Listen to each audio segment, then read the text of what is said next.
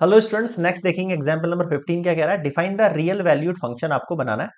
और जो फंक्शन दे रखा है वो दे रखा है आर से रियल नंबर। ये आर क्या है? Real number. अब माइनस यहाँ पे जीरो आ गया, इसका मतलब क्या मैं बता देता हूँ आपको। एक्सेप्ट जीरो होता है इसका मतलब। क्या होता है इसका मतलब? Except zero. देखो, आर टू आर का फंक्शन है। किसका फंक्शन है? आर टू आर का फंक्शन है। देखो, इसका मतलब ये हुआ कि जो फंक्शन है आपके पास वो जो है, एक सेकंड यार। देखो, ये आर टू आर, देखो ये होती है आपके पास रेंज, और ये होता है आपके पास डोमेन।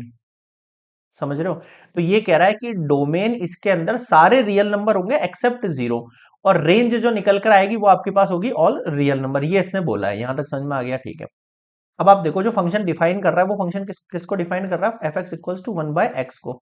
और एक्स बिलोंग्स टू आर, मतलब एक्स की वैल्यू आप सारे रियल नंबर पुट कर सकते हो एक्सेप्ट जीरो। इस आर माइनस जीरो का मतलब क्या है? जीरो को छोड़ के सारे रियल नंबर आप पुट कर सकते हो। समझ गए यहाँ पे? ठीक है सर। अब ऐसा इसने क्यों कहा? जैसे देखो, मैं इसमें कोई भी वैल्यू पुट करूं, जैसे मान लो मैंने यहाँ पे जो है माइनस वन पुट किया, मान लेता हूँ ना। एक्स की वैल्यू मैंने यहाँ, देखो यहाँ पे एक्स की वैल्यू माइनस टू पुट करने को बोल रहा है। अगर मैं यहाँ माइनस टू पुट करता हूँ, वन अपॉन माइनस टू, तो आंसर मेरा कितना आएगा? माइनस 0.5 आएगा। ठीक है सर। अगर मैं फंक्शन की वैल्यू, ये बोल रहा है माइनस 1.5 पुट करो, माइनस 1.5 पुट करो, ये माइनस है और ये 1.5 है। ये पॉइंट उड़ाएंगे अपन, कितना लग जाएगा? जीरो लग जाएगा।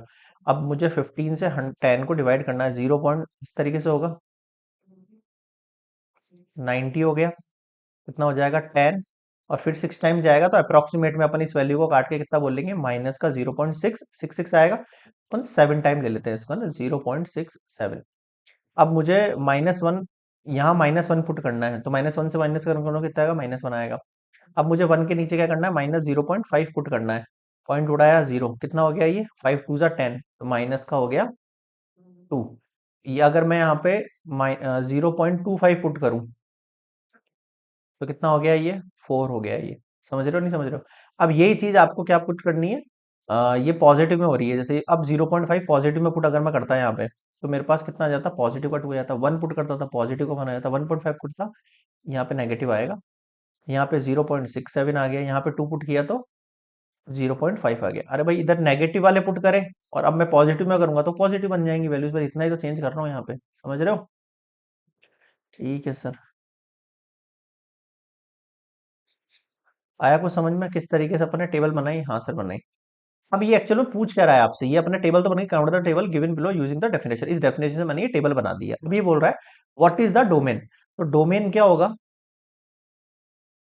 Domain is all real number